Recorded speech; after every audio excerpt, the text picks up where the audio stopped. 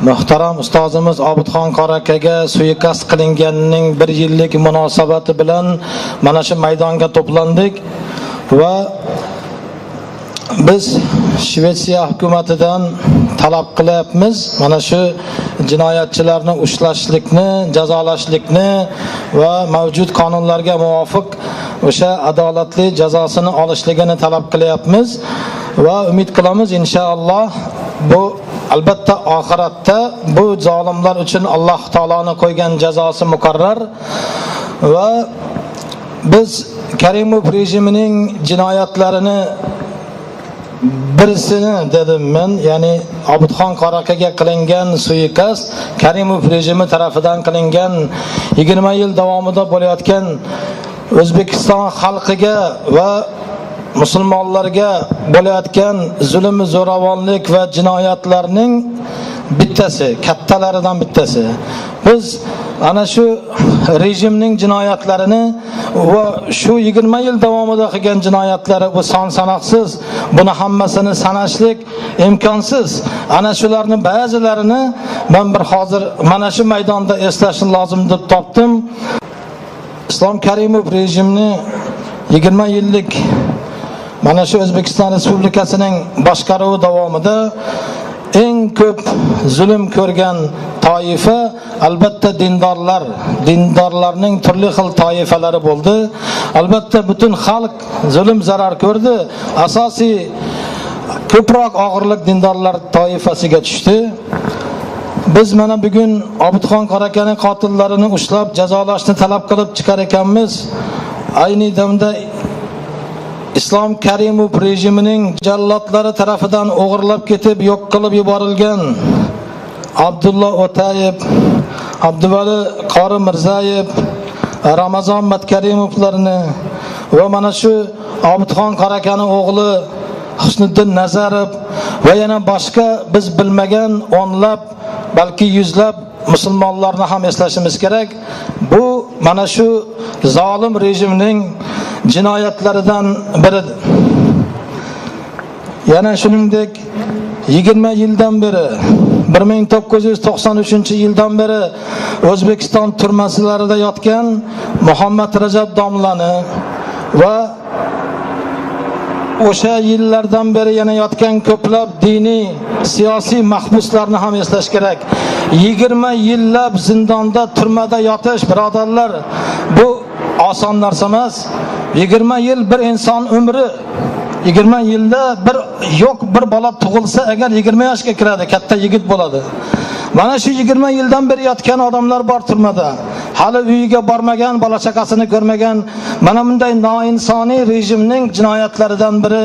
Biz mana bularni ham bugun bu maydonda eslashimiz kerak. Shuningdek, 99-yilgi portlashlardan keyin to shu bugungi kungacha davom etayotgan O'zbekiston Respublikasi konstitutsiyasiga tajovuz qilinganlikda ayblanib qamalayotgan turli xil yosh, qari, erkak, ayol, katta-yu kichik minglab musulmonlarni eslashimiz kerak.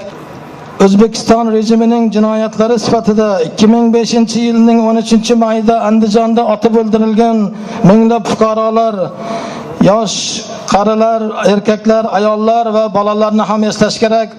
Shuningdek, mana shu qamalib yotganlarni, yo'q bo'lib ketganlarni oilalari, farzandlari, ota-onalari, farzandini mana yillab ko'ra olmayotgan ota-onalarni ko'z yoshlarini, farzandlarini, tirik yetim qolgan farzandlarini, ota-onasiz ulg'ayotgan yosh bolalarni, ana ularni farzandlarini yo ota-onasini ko'rmasdan dunyodan o'tib ketgan mana bu mazlumlarni ham eslash kerak. Bu Karimov rejimining navbatdagi jinoyatlaridan biridir. Shuningdek, Islom Karimov rejimining jinoyatlari sifatida mana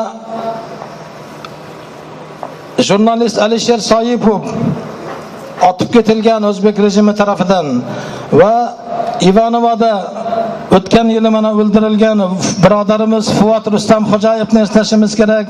Mana bu ham O'zbek rejimining jinoyatlaridan biridir. Islom Karimov rejimining jinoyatlarini son sanog'i yo'q. Obidxon Qorakaga qilingan suiqasd mana shulardan biridir. Ana u minglab o'z yurtidan hijrat qilib chiqib ketishga majbur bo'lgan dindorlarni eslashimiz kerak. Siz bilan biz mana shu zulmdan qochib kelganmiz. Ana millionlab chet ellarda yurgan Rossiya, Qozog'iston, Ukraina turli davlatlarda non topish uchun ishlashga ketishga majbur bo'lgan, O'zbekistonda ishsizlikdan, pul yo'qlikdan ketishga majbur bo'lgan vatandoshlarni eslash kerak. Millionlab vatandoshlar ham mana bu daydib yurishdi, vatangado bo'lib, mana bu Karimov rejimining jinoyatlaridan biridir. Bularning barchasi uchun shaxsan Islom Abdug'aniyevich Karimov javobgardir. U dunyo va oxiratda javob berishi shart va aynan Misr prezidenti Muborak kabi yoki mana Liviyaning diktatori Kaddafi kabi va yoki boshqa shunga o'xshagan diktatorlar kabi Karimov rejimini va uning amaldorlarini mana shunday xorlik kutadi inshaalloh. Islom Abdug'aniyevich Karimov o'zbek xalqining va islom dinining va musulmonlarning dushmanidir. Islom Abdug'aniyevich Karimov Abduvali Qoraka va Obidxon Qoraka kabi xolis din ulamolarining dushmani va yollanma qotillarning buyurtmachisidir. Obidxon Qorakaga qilingan suiqasd shaxsan iyakning buyrug'i bilan qilinganligiga bizning shubhamiz yo'q.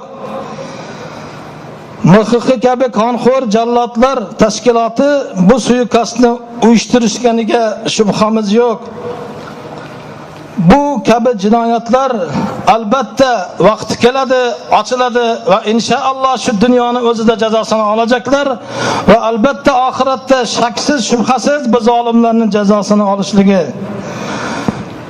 Mana shu murojaatimning oxirida birodarlar Karimovga atab yozgan bir g'azalimni o'qib bermoqchiman. Ey zolim Karimov, mana shu she'r meni senga tilaklarim. Umid qilamanki, sening josuslaring buni senga yetkazadi. Istagim haqdan abad motam saro qilsin seni. Jabr zulming boshingga bitmas balo qilsin seni. Na tushingda, na o'ngingda hargiz orom bo'lmasin. Doimo qayg'u yurak bag'ring ado qilsin seni. Xalqni xor aylab sening qanjiqlaring davron surar. Zurriyotingni shu dunyoda gado qilsin seni. Sen zulm qilgan g'ariblar oxi birla nolasi. Haqqa yetkay oqibat yuzing qaro qilsin seni. Yolg'iz Alloh haqqi bu qonlar seni tinch qo'ymasin. Hech tuganmas dardu g'amga mubtalo qilsin seni. O'lguningcha tavba-yu iymon muyassar bo'lmasin. Naqdi umring kufr yo'lida fido qilsin seni. Senga ibrat bo'lmadi ko'p mustabidlar qismati. O'zgalarga qismating ibratnamo qilsin seni. Senga berdi dunyoda qasru saroy koshonalar. Oxiratda manziling o'tdan bino qilsin seni. Sen o'zingni ham Xudo deb o'ylagan eshak fahm, manziling mangu jahannam ichra jo qilsin seni. Fir'avn Namrud bilan do'zaxda mangu birga bo'l. Qismating manguga ohu hasrata qilsin seni. Qodir Alloh qudratiga zarra shubham bo'lmag'ay. Barcha qilgan zulminga loyiq jazo qilsin seni.